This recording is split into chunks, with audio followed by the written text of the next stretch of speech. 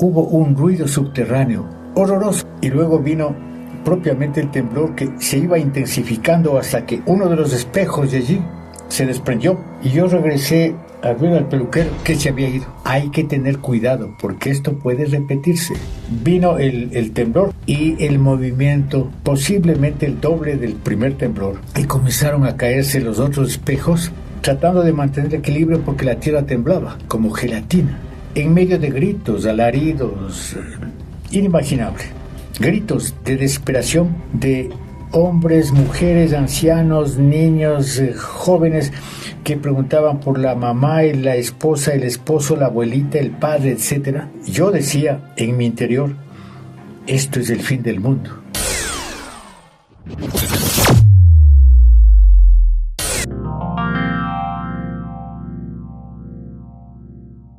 Este video llega a ti gracias a la Clínica de Cirugía Plástica Revival, a la vanguardia del conocimiento, la profesionalidad y la tecnología, y apoyando a la preservación y potenciación de la cultura y la ciencia en Ecuador. Si estás pensando en hacerte alguna cirugía plástica, Revival es la mejor opción.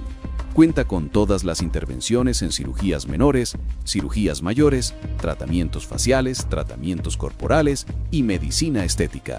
La experta cirujana plástica Dra. Yaneisi García garantiza resultados a la medida de tu sueño.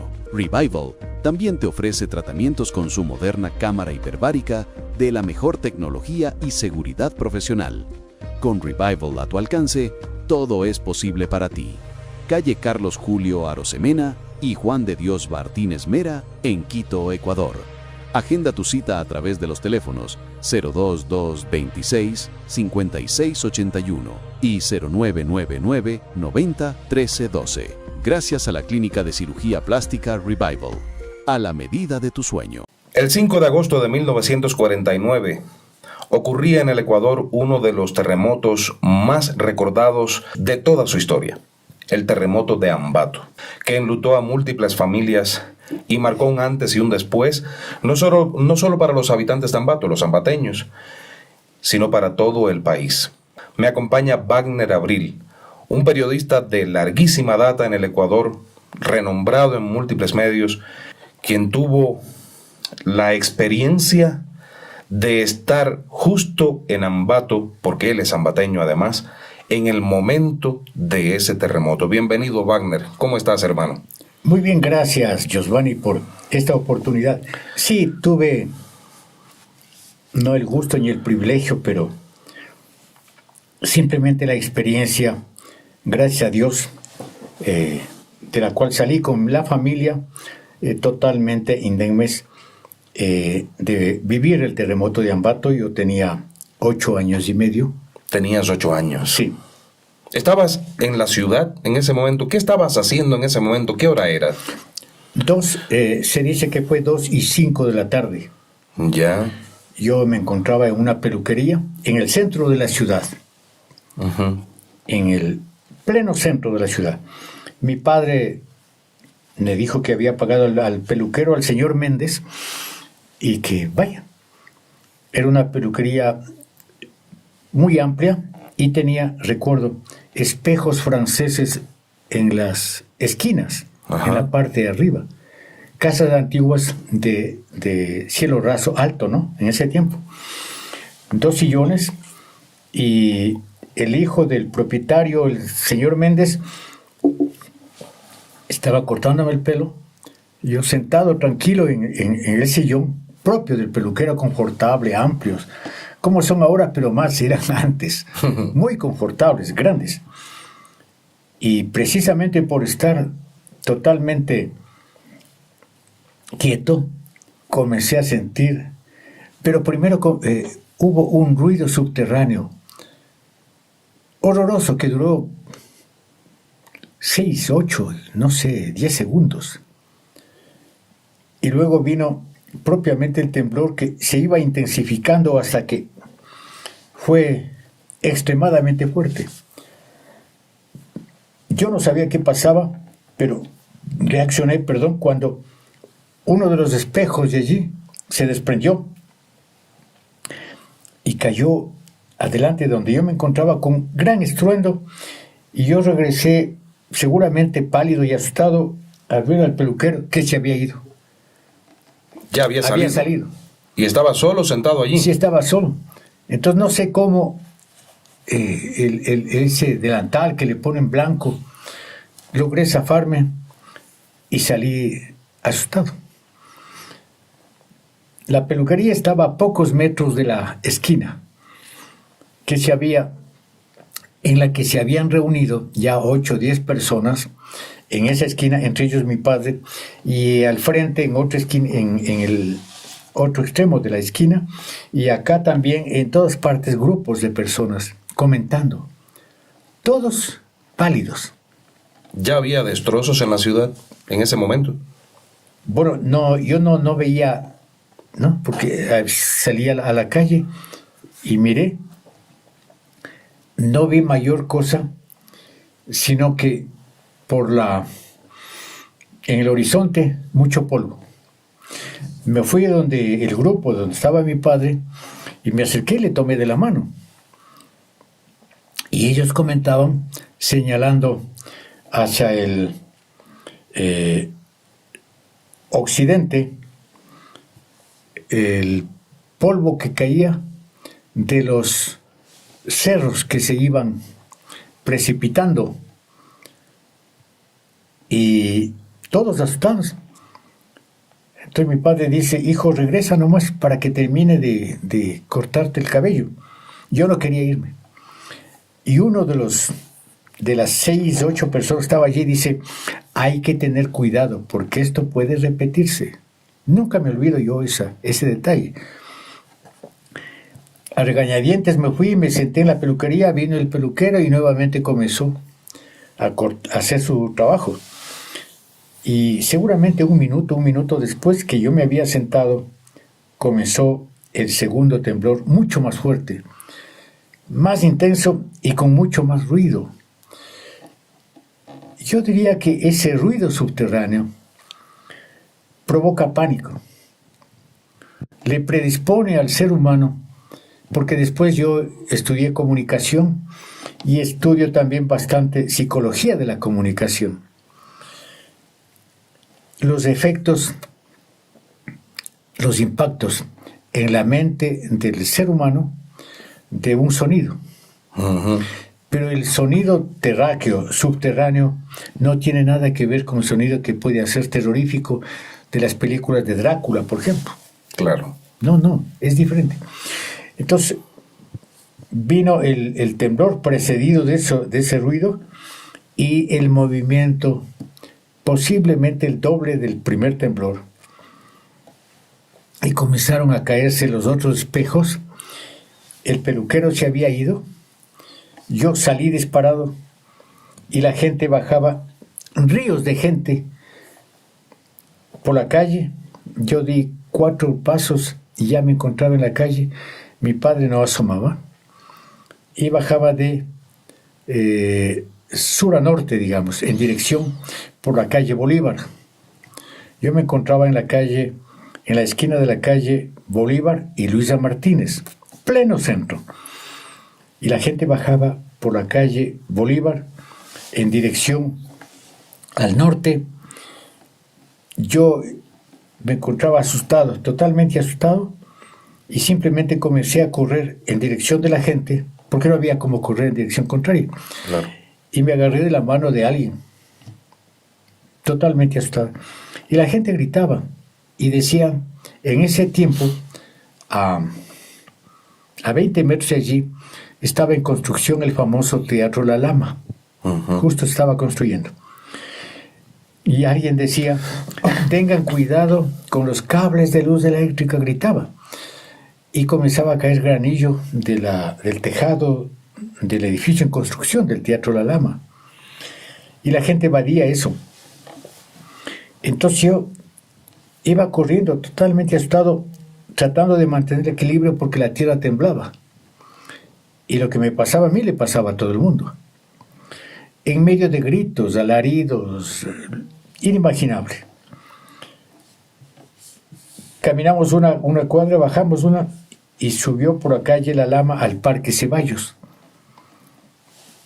Llegamos al Parque Ceballos Y entramos y ya estaba llena de gente repleta, con más alaridos y más ruido y más gritos de desesperación de hombres, mujeres, ancianos, niños, jóvenes que preguntaban por la mamá y la esposa, el esposo, la abuelita, el padre, etc.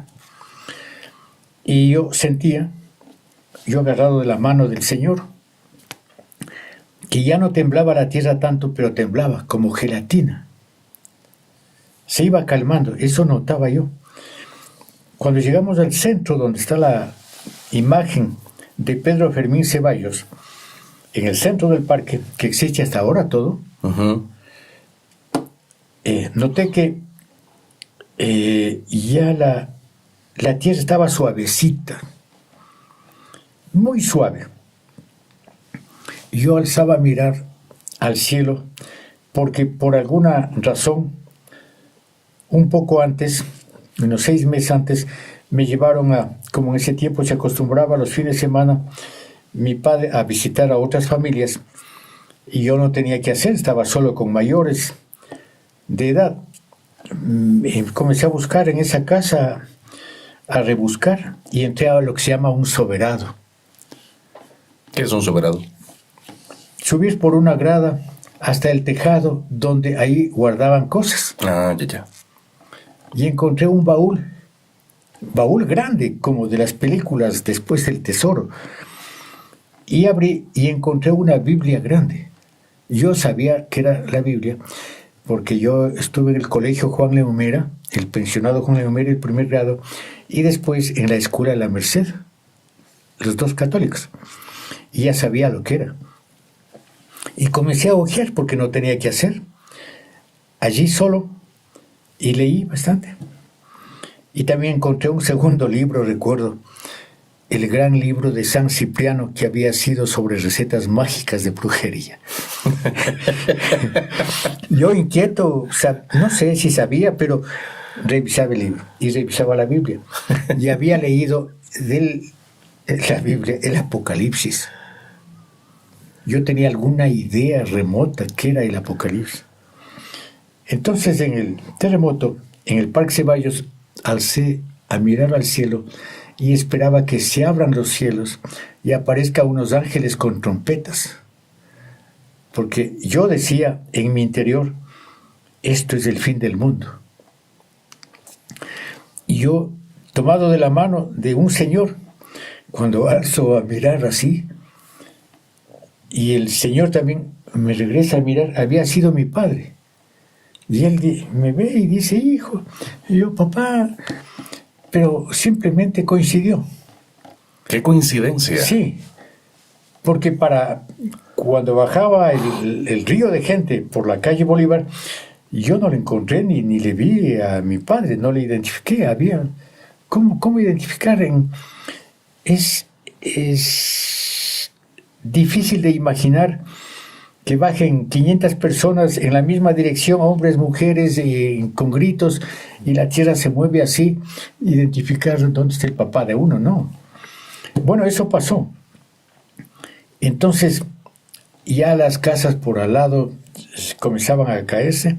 Cuando yo salí de la peluquería en el segundo temblor, y me paré en la acera, y vi, eso sí, vi que las casas a mi izquierda comenzaron a derrumbarse como castillo de naipes, una tras de otra. Y la casa donde estaba el almacén del señor Caicedo, que tenía un negocio de venta de materiales de calzado.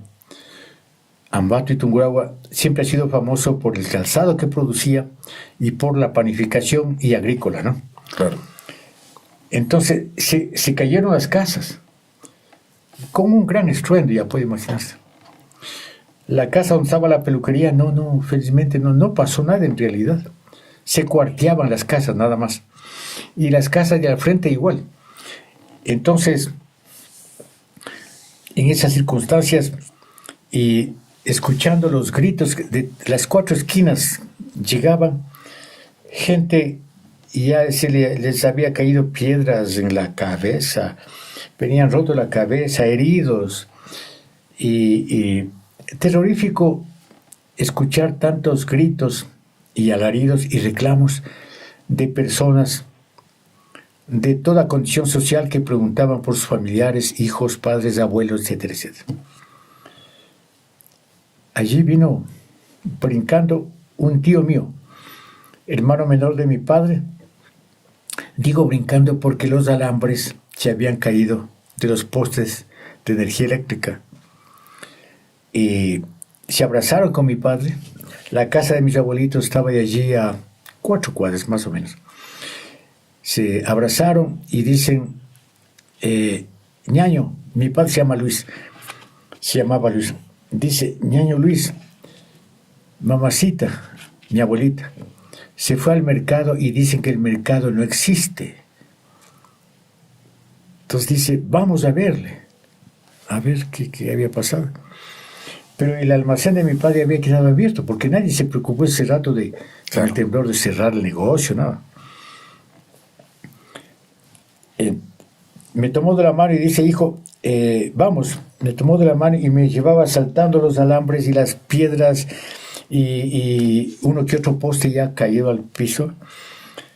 Llegamos al almacén que estaba una cuadra y media máximo. Se habían caído vitrinas y cosas así, pero nada más.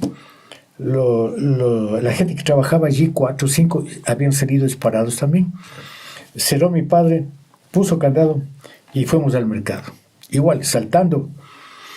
Y mi padre me ayudaba con la mano para que brinque todo. Y cuando llegamos al mercado, fue una escena dura, ¿no? Porque el mercado tenía de una sola planta, pero tenía un alerón alrededor de cemento, se supone. Entonces y sobre unas mesas de marmolina llegaban las vendedoras y se sentaban en cuclillas, la canasta de dinero al frente, el producto a la derecha o a la izquierda, y allí venía una sola planta. Entonces, la gente salió del interior del mercado y comete el error de quedarse en la acera, debajo del alerón, en el primer temblor, comentando lo que hace todo el mundo, comentando lo que estaba pasando.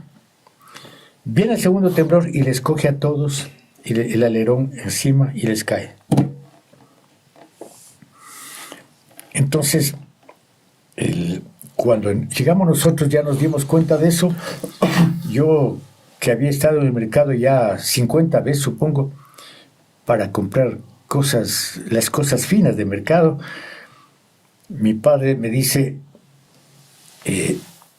no podía llevarme de la mano, porque no había cómo saltar juntos una piedra y otra piedra, y ya entre piedra y piedra había brazos que sobresalían de las piedras, piernas, quejidos, etc.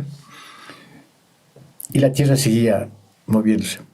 A lo lejos se escuchaba aullidos de perros, que le daba un sentido más fúnebre todavía, de cientos o miles de perritos seguramente.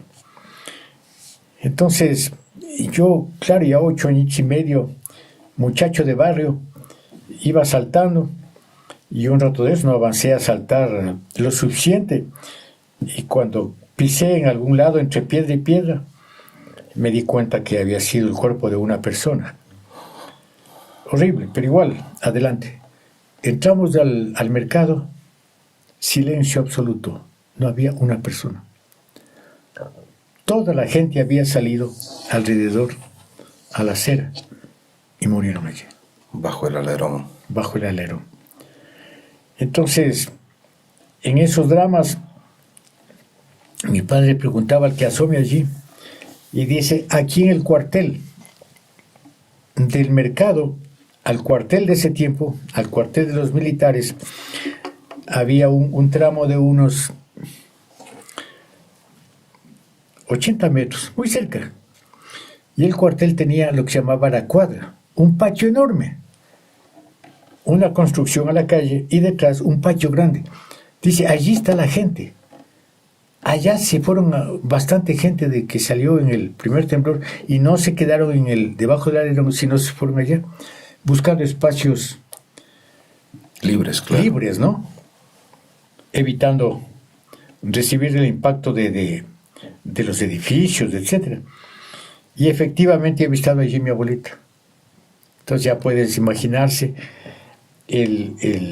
la satisfacción y tranquilidad tanto de mi padre, después ya con mi tío, como de mi abuelita, que le fueron llevando a la casa a dejar. La casa donde vivíamos nosotros con mis abuelitos no sufrió, excepto cuarteaduras, como todas las casas. Entonces... ¿No hubo heridos en tu familia, Wagner? Nunca, ni heridos ni muertos, ni por el lado de mi padre, ni de mi madre. Ya se habían separado años antes. No tuvimos. Pero esto, Wagner, sí ha de haber significado para ti un trauma muy grande, ¿verdad? Por supuesto, inolvidable. Esa noche nadie se atrevió a entrar a su domicilio, a su casa. Todo el mundo sacaba cobijas a dormir en la calle y armar como quiera que sea una especie de carpas. Así se hizo, y recuerdo que 2 noches dormimos a la intemperie. Sí, había frente a la casa de mis abuelitos había un solar vacío. Qué coincidencia, entonces todo el vecindario se reunió allí y traían cobijas y alimentos para cocinar en forma colectiva. Luego los rumores de qué pasó en el barrio tal, en el barrio cual, el fulanito murió, etcétera, etcétera, ¿no? Claro, porque de inmediato se activaron todos los sistemas de rescate, ¿verdad? Para rescatar a los heridos, en fin, los cuerpos. Entonces ya llegaron noticias que Pelileo, el cantón Pelileo, había desaparecido. Claro. Por supuesto, toda la noche, la tarde y noche, hubieron lo que se llama réplicas de menor intensidad. Pero seguramente duró hasta el día siguiente. Claro, que eso mantienen vigilia todo el tiempo y asustado. Y uno se acostumbra. Sí. ¿No? Al final se habitúa en cierta forma. Con susto y todo, pero se habitúa. ¿Qué es lo que más recuerdas de ese momento, del momento en que estaba ocurriendo el terremoto, el sismo? Ya no posterior, sino en ese momento, ¿qué es lo que más tú recuerdas? ¿Alguna sensación? Sabes que existen muchos mitos en torno a que uno es capaz de percibir antes de que ocurra el sismo. Lo que mencionabas hace un ratito de ese rugido de la tierra. Existen muchos mitos en torno a eso, pero tú, ¿cómo lo recuerdas? ¿Es cierto para ti o tú tienes alguna idea de que algo así pudo ocurrirte? ¿Que te diste cuenta, lo vaticinaste? No, nunca, jamás pensé vivir esa experiencia. Y peor con esa intensidad. Fue espantoso. Y de esa forma. El ruido, los 2 movimientos, el segundo mucho más fuerte que el primero, o por lo menos es como uno se sintió, en mis condiciones, totalmente inmóvil, sentado en un sillón de peluquero. Y finalmente, escuchar los gritos y alaridos de miedo, angustia, espanto, terror, y ver en el rostro, yo no pude verme, obviamente, en ningún espejo, en mi padre, en mi tío, y después en la comunidad del barrio, la familia y los vecinos, el rostro de miedo, que manifestaban de diversas maneras. Claro. Y acostados, no colchones, sino en el piso, una cobija y sobre esa cobija, otra cobija encima, y tratando de dormir. en mitad de aullidos de los perros en la noche.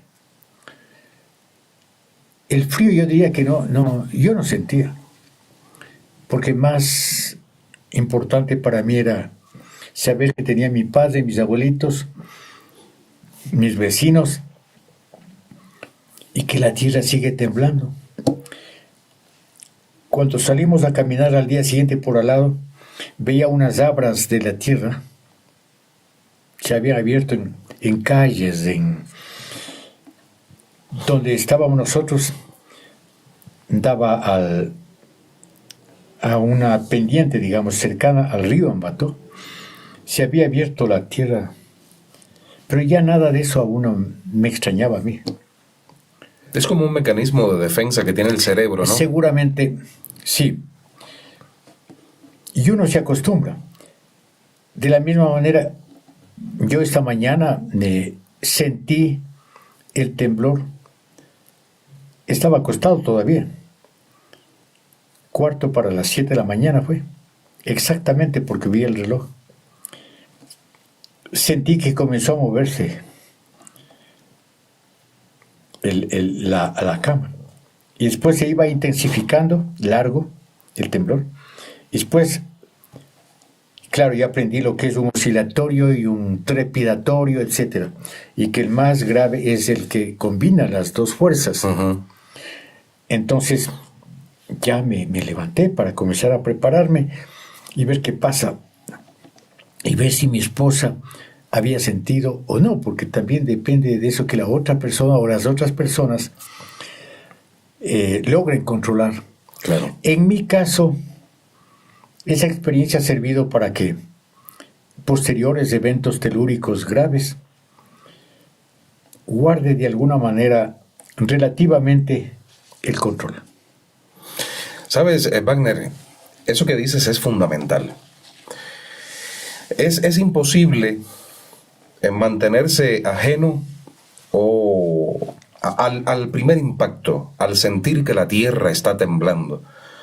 De inmediato se apodera de uno un sentimiento de pánico, de qué voy a hacer, qué está pasando y qué va a pasar. Pero al instante deberíamos todos tener en cuenta de que solo con calma, con tranquilidad, podemos tomar la decisión acertada. Pero a mí me cuesta trabajo eso. Yo siento algo incomparable, es un miedo incomparable. No lo puedo comparar con nada cuando ocurre un temblor. Y yo lo más grande que he sentido fue el del 16 de abril de 2016. 2016. Y fue en la capital, en Quito, a cientos de kilómetros de distancia del punto cero, donde ocurrieron las cosas. Manabí. En Manabí. Ahora, Wagner, esto vamos a traspolar la herida, el trauma sufrido por cada persona en Ambato ese 5 de agosto, a la comunidad, a la sociedad en sentido general.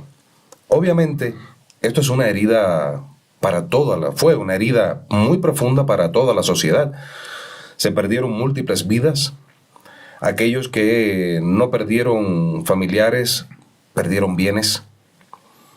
Otros vivieron, los que no perdieron ni bienes ni familiares, vivieron el trauma de ver a quienes los perdieron y del sufrimiento tan grande que aquello provocó. A partir de este momento es que surge, o en qué momento surge la idea y por quién la propuso, de revitalizar el espíritu ambateño, y de qué manera a partir de estas canciones que se convirtieron en himnos, especialmente una que se convirtió en un himno y que en todo el Ecuador se les conoce. ¿Cómo ocurrió esto? Yo había conocido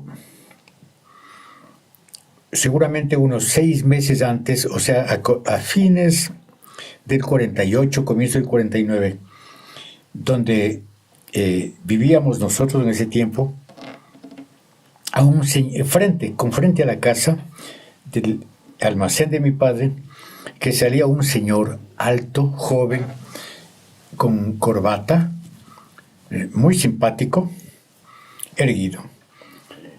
en el Ambato de ese tiempo, 1948-49, que nos conocíamos todos en realidad, no sabía quién era, había sido Carlos Rubira Infante, locutor, artista, cantautor, guayaquileño, que había sido contratado para la animación de un programa infantil en una radio de la localidad. Yo veía que salía de una casa al frente y caminaba, entraba y decía, yo sentado en la acera, ¿no? Decía, ¿quién será ese señor? ¿No? Llamaba la atención. Entonces, después del terremoto, claro, ya comenzó a conocer. Yo en la Escuela La Merced, tercer grado, comentábamos con los compañeros, pero en corto tiempo comenzó a sonar en las 2, 3 radios de la ciudad Ambato Tierra de Flores, la versión que se conoce ahora, cantada por don Carlos Rubira Infante. Y nos llamó la atención. El clima social de Ambato fue de, digamos, como yo le veía, recelo. En algunas familias seguramente de miedo y en otras de angustia. Pero yo le sentía recelo. En la casa de mi familia, mi padre, mis abuelitos,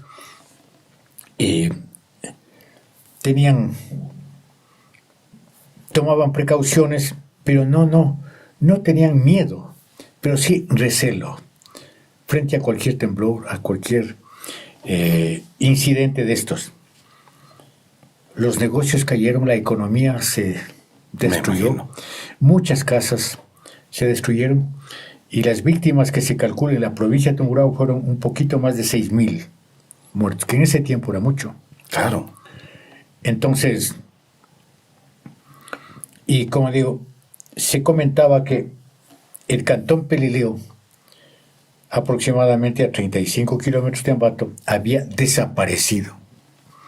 Yo conocía Pelileo en el tránsito a Baños, muy conocido también el cantón Baños, donde están las piscinas, aguas termales, etc. Y en las faldas del volcán Tungurahua. Uh-huh. Entonces, decía, ¿cómo estará Pelileo? Y yo quería irme a conocer. No tenía miedo. Tanto no tenía miedo que un día, donde nosotros vivíamos, la catedral de Ambato se fue al piso, ¿no? Uh-huh. Quedaron solamente las paredes de granito y piedra que tuvieron que ser dinamitadas. En la catedral murieron como 35 personas, sobre todo el padre Juan Bautista Palacios, que era el padre que estaba dando el catecismo a niños que tenían que hacer la primera comunión. Entonces estaba este sacerdote muy conocido, un ayudante, y en el primer temblor habían salido. La catedral en ese tiempo está donde está ahora la actual y moderna catedral, de líneas modernas, ¿no? En ese tiempo la construcción era de piedra pura. Habían salido en el primer temblor todos, y después, según cuenta, el sacerdote les había pues inducido a los niños que regresemos para continuar, ya va a pasar. Vino el segundo temblor y murieron todos, ¿no? Allí. Entonces, era un drama ver esa construcción que además tenía una connotación psicoafectiva. Claro. Era la catedral de uno. Claro. Bien. Y yo pasaba y repasaba para ir al Parque Ceballos, al Parque Montalvo, que queda ahí, y frente al municipio, etcétera. Entonces, pasaba y repasaba por allí, y un día yo me acerqué a curiosear entre las piedras. Por supuesto, ya habían levantado la mayor parte de todas las víctimas. Y recuerdo que algo me llamó la atención. y mire, era un ojo de vidrio. Y qué curioso, yo sabía lo que era. Además era un ojo. Entonces cogí y me guardé. Y cuando estuve en la escuela, un muchacho travieso, inquieto, curioso, les mostraba a mis compañeritos que se asustaban. Y yo les decía, me encontré en la catedral, allí entre las piezas, y me decían, esto ha de ser de un muerto. Tendrás cuidado porque ha de venir de la almita. Pero más era la curiosidad para mí, la travesura. Claro, niño al fin. Sí, le guardaba. Pero cuando le comenté a mi hermana, porque yo fui a verle a mi madre que vivía a 2, 3 cuadras por allá, y le comentaba y decía, no, ñaño, tienes que ir a botar esto en el cementerio rezando, porque en efecto puede no sé qué, no sé cuánto. Así hice, ¿no? Fui un día, caminé 1 kilómetro y fui al cementerio rezando y fui a botar ahí el ojo de vidrio. Bien, entonces, al poco tiempo, yo comencé, mi padre siempre ha comprado periódicos y compraba La Crónica, el periódico que un poco antes del terremoto había salido en Ambato, digamos en el 48. Con la iniciativa de abogados, hombres prestantes, ¿no?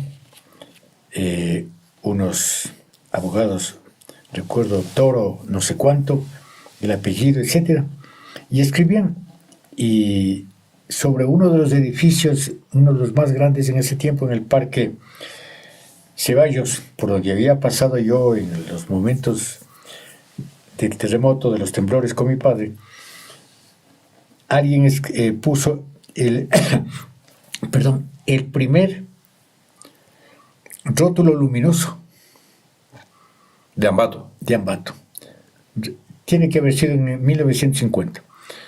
Y decía Saya, S-A-I-A, envuelto en una especie de rombo, algo así. Y yo le preguntaba a mi padre, papá, decía, él me llevaba de la mano, y debajo del edificio de unos 4 pisos, ahí decía Crónica, un letrero grande en la pared. Yo ya sabía que Crónica era el nombre del periódico y que eso hacían allí, preparaban. Pero Saya no sabía, entonces me dijo, no, es que aquí abajo está el negocio, Sociedad Anónima Importadora Andina. ¿Y qué es Sociedad Anónima Importadora? Yo siempre he sido muy curioso, como todos los muchachos, los guambres, decíamos. Me explicaba mi padre. Entonces, ya comencé a leer primero en la Crónica y después mi padre yo recuerdo todo el tiempo, El Comercio y El Universo. Y yo tenía a la mano el periódico del día y leía. Nunca me olvido las crónicas de Lilo Linke, una columnista norteamericana que escribía para el diario El Comercio sobre los viajes de ella visitando los paisajes de los territorios y las zonas del Ecuador. Y me fascinaba a mí las descripciones que hacía Lilo Linke de las visitas por Manabí, por Esmeraldas, por todas partes. Bien, entonces ya me enteré que la gente en el clima social en Ambato, Tungurahua, quedó un poco prejuiciado, con miedo, por lo menos con recelo, del terremoto. La economía se fue al piso en general. Entonces comenzó a sonar en las radios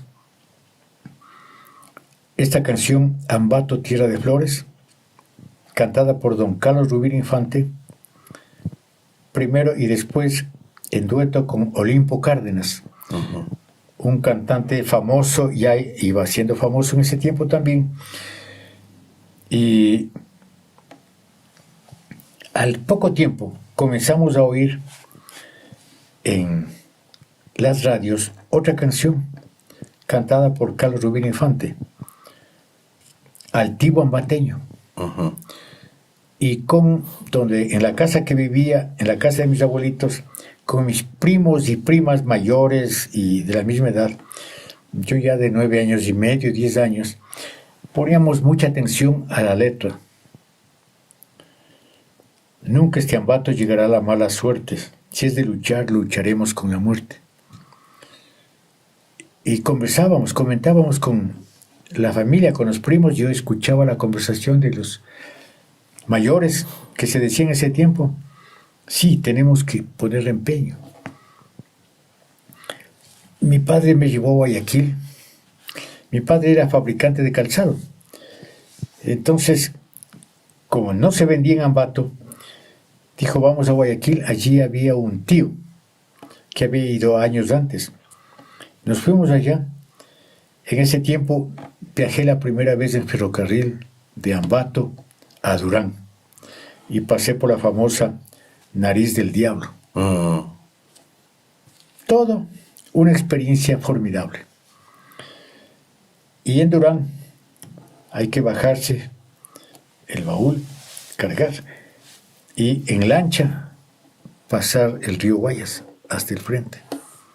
Yo primera vez que veía un río tan ancho, Claro. acostumbrado al río Ambato, hasta el río Pastaza, cuando mi padre ya me había llevado baños, pero no uno que parecía mar, ¿no? Yo mar y océano solamente había visto en los libros y en películas. Siempre me ha gustado el cine. Entonces fuimos allá y mi padre vendió allá felizmente y regresamos y mi padre comenzó a fabricar más calzado para mandar a provincias de la costa. Entonces ya comencé a escuchar rumores de que se están reuniendo los líderes de la sociedad, las empresitas pequeñitas importantes y dirigentes de la clase alta en ese tiempo, para unirse con el apoyo de la Junta de Reconstrucción de Tungurahua, que al poco tiempo, el presidente era Galo Plaza Lazo. Al poco tiempo, dada la magnitud del terremoto, como no se había sentido en épocas modernas, contemporáneas, algo igual, había habido mucho interés a nivel internacional. Entonces, en la escuela y en tercer grado recibimos nosotros unas cajitas que venían de Estados Unidos, individuales. Luego venía ropa que entregaban en barrios, casi inmediatamente del terremoto.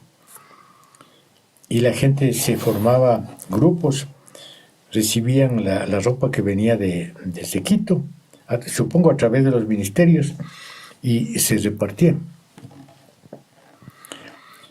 Y así iba la gente recobrando ánimo, sobre todo para comenzar a producir y tener ingresos. Claro. ¿No? Comenzó a moverse la economía y ya comenzó a levantarse más el ánimo. Pero cuando salió Altivo Ambateño, ¿de quién es? De Carlos Rubín Infante. El que canta Carlos Ambato Tierra de Flores, sí. Ya se comenzó, sabíamos que la letra era de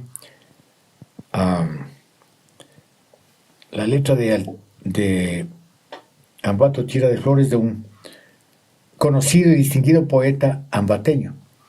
Pero la música, no, pero eso no supimos en ese tiempo.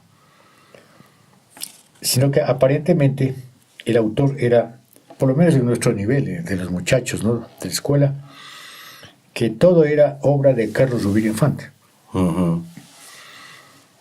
Después conocimos al poco tiempo, y ya se contó la historia, Carlos Rubín Infante, en la producción del programa infantil, escuchó a un dueto de niñas ambateñas que cantaban con la letra de Ambato Tierra de Flores, del poema de este poeta ambateño, ya voy a recordar el nombre, pero con la música de la famosa polca peruana, Cholita. Ujú. Cholita, no te enamores, Cholita es como yo. Eso. Sí.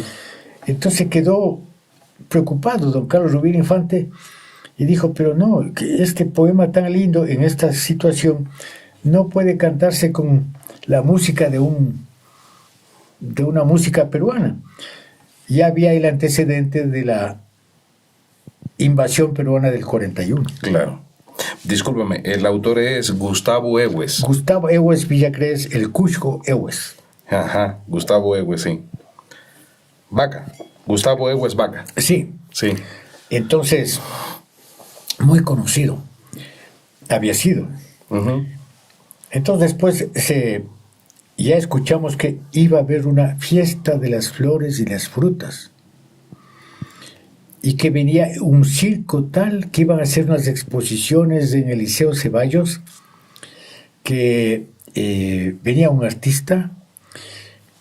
Antes de esto, yo tuve el privilegio de conocer a Eva Perón, porque ella vino desde Argentina trayendo alimentos, vituallas, supongo yo, y recuerdo que subió por la calle Bolívar en un vehículo que estaba donde estaba ella y iba saludando. Nosotros ya sabíamos quién era Eva Perón y aplaudíamos. Yo muchacho, ¿no? De 9 años y medio, y en la calle todos, y sabíamos que ella había venido trayendo ayuda. Al poco tiempo de eso, vi en la crónica que venía el trío Los Panchos de México, ya famoso. Claro. Entonces, los carros de ese tiempo, primero habían pocos carros, y segundo, los carros en su forma eran totalmente diferentes a los de ahora. Claro. Un día estaba yo subiendo por la calle Bolívar, esta principal, y venía despacito un carro precedido por otro automóvil. El automóvil venía pitando, llamando la atención, y detrás venía un carro descapotable de ese tiempo, Ujú. de una forma muy especial. Y la gente gritaba, los Panchos, los Panchos, los Panchos, 3. Y cuando se acerca el carro, despacito, muy, muy, muy lento, en procesión, muy lento.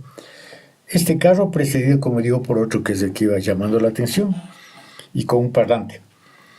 Entonces, yo le quedo viendo y les reconocí, porque ya les había visto una película mexicana, ¿no? Y reconozco a Hernando Avilés, que iba a mi lado, a la derecha. Como era costumbre en ese tiempo, yo subía los buses al vuelo y me bajaba al vuelo. Yo me subía a este carro y poniéndola una pierna en un extremo de la puerta, algo así, me caminé media cuadra, me llevaron en ese carro una cuadra y le iba viendo muy cercano y yo no creía. Uh-huh. Para mí era muy importante haberle visto a medio metro, digamos. Entonces, esto da una idea de la importancia que había tenido ese fenómeno telúrico, el terremoto de Ambato, y la atención que había llamado a nivel internacional, uh-huh, para recibir ayuda, apoyo, tanto internacional cuanto de las autoridades de aquí. Entonces, Galo Plaza y otras instituciones ya del gobierno de ese tiempo crean la Junta de Reconstrucción de Tungurahua con ayuda para hacer nuevos barrios enteros y ayudar a la gente, sobre todo en vivienda.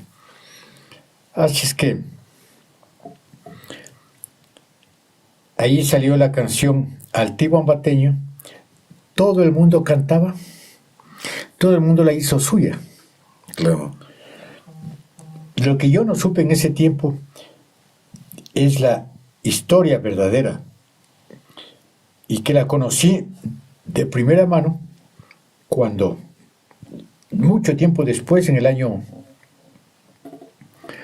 2010, pude visitarle a don Carlos Rubira Infante, ya un anciano él, en su casa en Guayaquil. Me comuniqué con él y logré grabar una entrevista con fotografías que me cuente la historia de estas dos canciones, pero ya había muchos rumores de otras cosas de él, ¿no? Uh-huh. Al poco tiempo salió también Ernesto Albán, Evaristo Corral y Chancleta, uh-huh, el omoto ambateño. Y yo he sido muy amante del cine, del teatro, y aunque sea galería de los teatros de ese tiempo, iba y veía las presentaciones de teatro y de cine, etc. Yo no conocí la verdadera historia de Ambato Tierra de Flores, la verdadera historia, y de Altivo Ambateño, o de otras canciones que cantaba don Carlos Rubira Infante con Olimpo Cárdenas. Carlos Rubira Infante y Olimpo Cárdenas hicieron una presentación en el Teatro Inca de ese tiempo, tiene que haber sido por el año 1951-52, la presentación de despedida, porque este dueto iba a recorrer el norte del continente. Iban para Colombia, después para Venezuela, por Centroamérica hasta México. México era el sueño de todo artista, claro, latino. Yo estuve en la despedida de don Carlos Rubira Infante y el dueto, una maravilla. Entonces lo que me contó don Carlos Rubira Infante en Guayaquil es que efectivamente, y esto tengo grabado, efectivamente a él le llamó mucho la atención que esta linda letra de Gustavo Egues, el Cusco Egues que le decían, muy conocido, era cantado por este dueto infantil con la música de una canción muy bonita, por supuesto, peruana. Y dijo, esto no puede ser, yo voy a ponerle una música nacional. Así hizo y tuvo mucho éxito. claro. Y Altivo Ambateño fue porque en el terremoto, don Carlos había estado yendo con una amiga por Avenida Ceballos a lo que se llamaba Plaza Colombia. Ahora es el Mercado Colombia de 2 plantas, moderno. Él bajaba, y según contó, a comer fritada, que era lo usual, en la Plaza Colombia. Faltando una media cuadra para llegar, en la calle Ceballos de ese tiempo, comenzó a sentir el primer temblor y se asustó. Igual comenzó a experimentar mucho miedo, sobre todo por los gritos y la desesperación de la gente. El ruido subterráneo igual. La chica con la que él iba se asustó y dijo, me voy a la casa. Don Carlos, creyente, en el segundo temblor, porque el segundo temblor fue 3-4 minutos después, ¿no?, del primero. En el segundo temblor, que sintió con más fuerza, dice que se arrodilló allí en la calle y imploraba a Dios, ¿no?, ayuda y protección. Y que vio que un almacén de ahí a la derecha se incendiaba. Pasó el momento más duro del temblor y se dirigió a ese almacén para ayudar a apagar el incendio. Entonces, también con mucho miedo y terror, regresó a la pensión donde él vivía, más o menos por la calle Mera, según, esto no recordaba, pero según las explicaciones que me dio, la calle Mera de ahora, había una pensión, él había arrendado un cuartito, y él le había preocupado que las cositas que él tenía allí, primero que la casa no se haya caído, la casa de la pensión, y segundo que las cositas que él tenía allí todavía servían. Y que la puerta de la habitación no se hubiese caído, etcétera, ¿no? Porque también hablaban de eso. Se cayeron las puertas de los negocios, de las casas, etcétera. Entonces llegó y efectivamente vio que todo estaba, digamos, relativamente bien. Y él fue testigo de los dramas que vivieron los ambateños. Allí fue testigo y vivió, compartió esa experiencia negativa de miedo y angustia. Y un rato dice que tenía una guitarra ahí, por supuesto. Ya más calmado al día siguiente, se le ocurrió y comenzó con papel y lápiz a escribir algo, viviendo toda la experiencia de las y los ambateños, de las autoridades, de los negocios y todo, y lo que él había experimentado. Un hombre culto, ya sabía de los historiadores, los poetas, etcétera, ambateños, a escribir, con ánimo propositivo, y a rasgar la guitarra. Yo le pregunté, le dije, don Carlos, ¿cuánto tiempo más o menos después logró sacar usted al Tibo ambateño? Y me dijo aproximadamente de 15 a 20 días. Consideré yo que ya estaba bien. Entonces yo llegaba, dice, en la calle, muy cerca donde estaba la peluquería, donde yo vivía el terremoto, la notaría, una notaría de ese tiempo que yo conocí también, yo la recuerdo. Dice, allí llegaba yo en los momentos y tenía mis amigos. Don Juan Felton, a quien yo conocí después como el director de Radio Nacional Espejo de la famosa cadena Amarillo, Azul y Rojo de aquí del Ecuador. Él dirigió allí Radio Nacional Espejo y yo inicié en 1960 mi carrera en la radio en Radio Nacional Espejo, de una de las dos cadenas más importantes del Ecuador, la cadena Amarillo, Azul y Rojo, que fue creación de un empresario quiteño, de apellido y nombre Gerardo Berborich.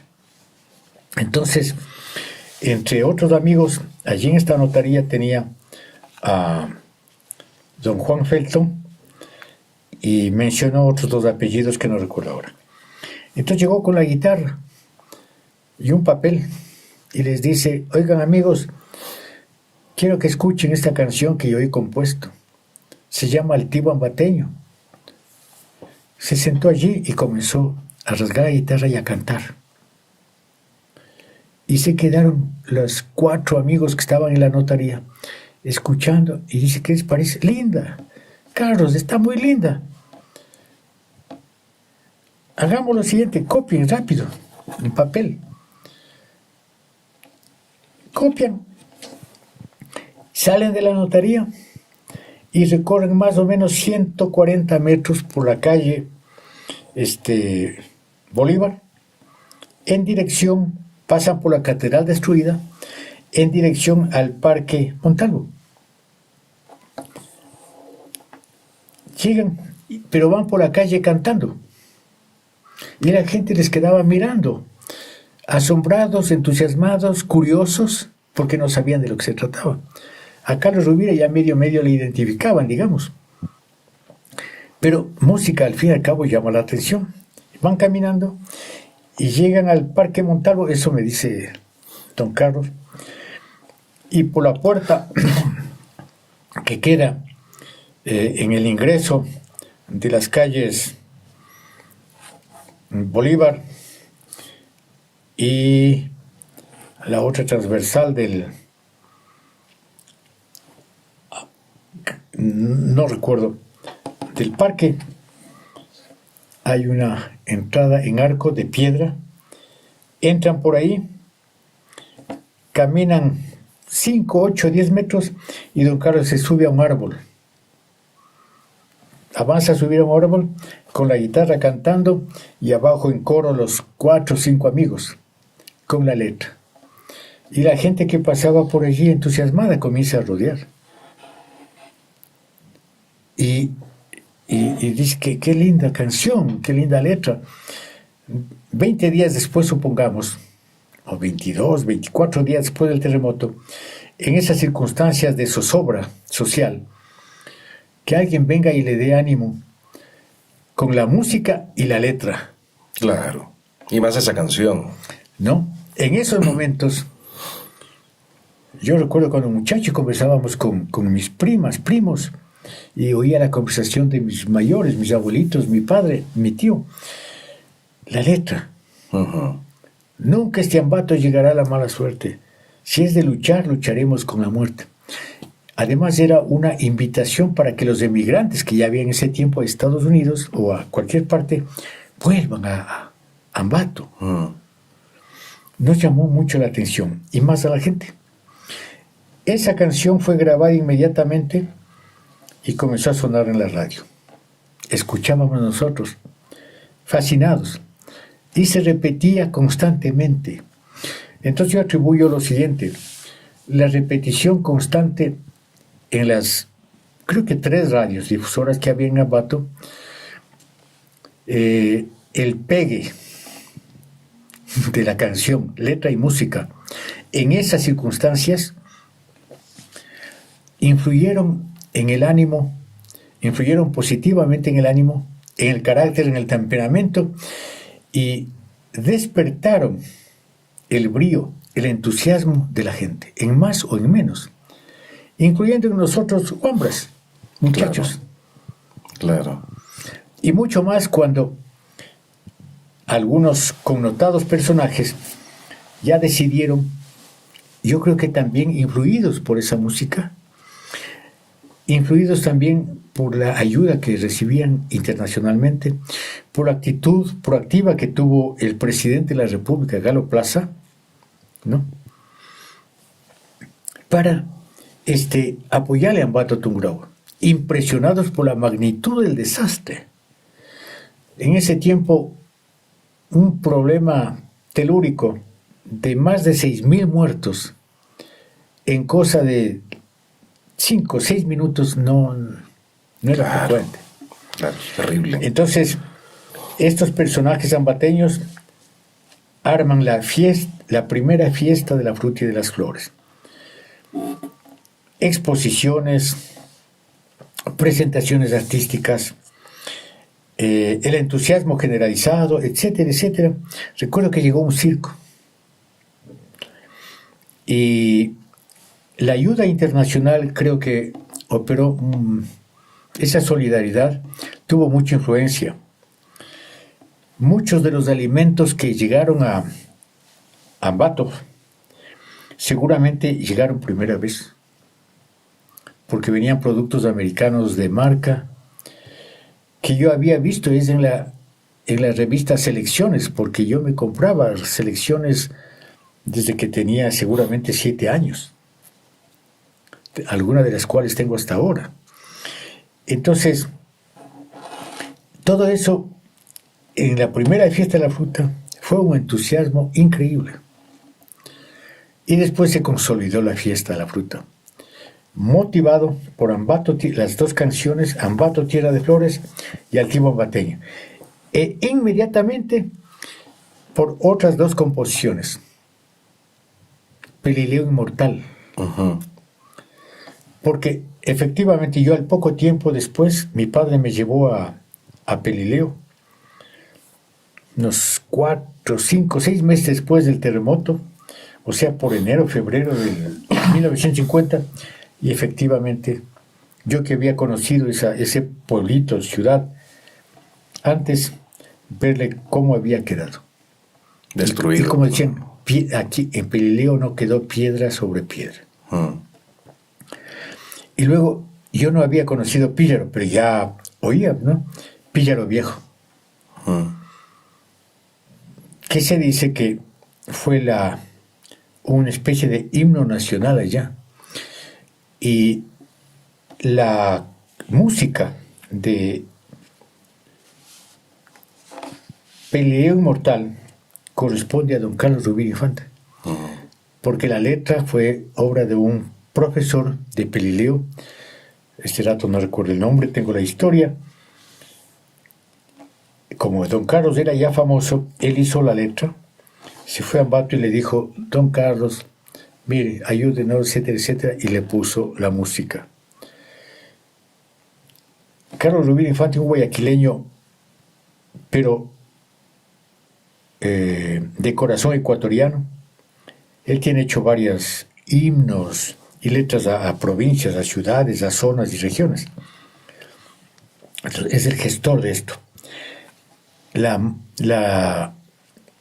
Y salió Pelileo Inmortal, que ayudó también a levantar el ánimo con el ejemplo de Ambato en Pelileo. Claro. ¿No? Y por supuesto mucha gente de Ambato y de Pelileo y de Baños iban a Ambato a la fiesta de la fruta. Uh-huh. A curiosear, porque fue una fiesta en esas circunstancias que tenía una connotación extraordinaria y que llamó la atención inclusive a nivel nacional.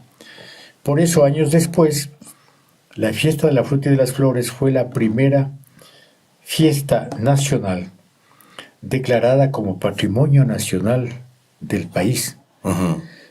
En el gobierno, no recuerdo de quién, con decreto presidencial. Y termino con la historia de Píllaro Viejo. Yo estuve en Píllaro visitando a la hija del autor. Píllaro también fue muy afectado. Entonces, así como en Pelileo hay Pelileo Viejo y Pelileo Nuevo, pero allí no hubo el problema de Píllaro. En la reconstrucción de Pelileo Nuevo no hubo problema de los del otro lado para que digan: no, hagamos acá mismo, en el mismo lugar donde era el antiguo. En el caso de Píllaro había ocurrido que un grupo de personas muy grande quería que se reconstruya Píllaro, pero en otra zona diferente del Píllaro antiguo que fue destruido. Y se iba armando un conflicto tan grande por este motivo, por la reubicación de la nueva ciudad, digamos, que había problemas de que lleguen a una confrontación física. Uh-huh. Y un sacerdote, no recuerdo el nombre, el sacerdote, el párroco de ahí, se le ocurre escribir una letra. Escribe una letra y se va donde el compositor más importante del pueblito. Y le dice: vea, fulanito, maestro, ¿sabe que he escrito esto? ¿Y qué le parece? Ah, muy bonito. Siempre la letra positiva. Uh-huh. Siempre buscando la unidad, la solidaridad, que es importante. Por eso yo me he enamorado en mi profesión en la psicología de la comunicación, de la semiótica, la semántica, la psicolingüística y lo que hay ahora, la psiconeuroinmunoendocrinología. Ahí termina, ya no hay más de eso. Pero ¿a cómo llegan los científicos, no ecuatorianos desgraciadamente, sino generalmente norteamericanos? Por el descubrimiento en las neurociencias de unos aparatos sofisticados que permiten, entre comillas, leer el funcionamiento de las neuronas. Uh-huh. Y saben cómo reacciona esa persona cuando se le presenta una fotografía, una música, un color, o cómo reacciona a una palabra, o a otra palabra, o a una frase. Claro. La resonancia magnética funcional. Así es. ¿No? Desgraciadamente, hace años que yo averiguaba esto con uno de los mejores neurocirujanos de aquí del Ecuador. Le preguntaba si alguien en el Ecuador tiene... dijo, no, en ese tiempo, estoy hablando de 12 años atrás, que yo sepa, me decía esta persona, que es un profesional de nivel internacional, nadie tiene todavía equipos de esa importancia científica. Por el costo, por un lado, y porque no es fácil leer, comprender lo que realmente le están diciendo las neuronas. Así es. Y la sinapsis que se produce en la mente. Entonces, yo, después de las conversaciones con don Carlos Rubín Infante, me quedé fascinado. Por eso yo le doy mucho mérito a los estudios que hay respecto de la importancia de la música, en este caso, de las letras y de la combinación de letra y música y los impactos que tiene en el comportamiento social. Así es. De hecho, es un ejemplo fehaciente el de Ambato. Amigos, Wagner Abril, un prestigioso periodista ecuatoriano, sobreviviente del gran terremoto de Ambato del 5 de agosto de 1949. Este testimonio es muy valioso porque a veces desconocemos aquello que no hemos vivido. Y hay muchos jóvenes hoy que ojalá nunca tengan que vivir algo como lo que le tocó vivir a Wagner con apenas 8 años, 9 años en aquel momento. Wagner, eres un ambateño ausente. Estás radicando en la capital.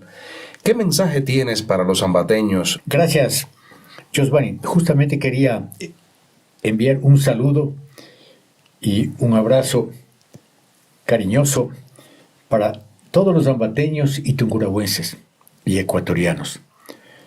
En todas partes me he mostrado y me he presentado como ambateño y ecuatoriano. Yo soy ecuatorianófilo y latinoamericanófilo. Firme defensor del temperamento que, según se estudia en las doctrinas económicas, del temperamento emocional, sensible, psicoafectivo de las razas latinas. Eso somos en Ambato. Yo, cariñoso saludo para las autoridades, para la alcaldesa, el prefecto de Tungurahua, la alcaldesa de Ambato, para la Casa de la Cultura en Ambato, Tungurahua, para los artistas que hay allí, muy sensibles también, poetas consagrados, y para los amigos y amigas que mantengo todavía allá, como en otras ciudades del Ecuador. El ejemplo de lo que hizo Ambato con su fiesta, creo que debe ser continuado, multiplicado y seguido. Por eso sí me preocupa que las fiestas de Quito no tengan el brillo que tuvo en la década de los 80, por ejemplo, cuando se hacían fiestas en las calles, en los barrios, con total respeto, consideración y afecto y solidaridad. El respeto del hombre hacia la mujer y del vecino a la vecina. Y Josvani, antes las empresas ecuatorianas, en sus aniversarios de fundación, de constitución jurídica, contrataban artistas para que canten la música ecuatoriana o música latinoamericana. Yo tengo varios discos de acetato. Yo tengo más o menos unos 300 long play de música de antes. Por eso conocí el bolero.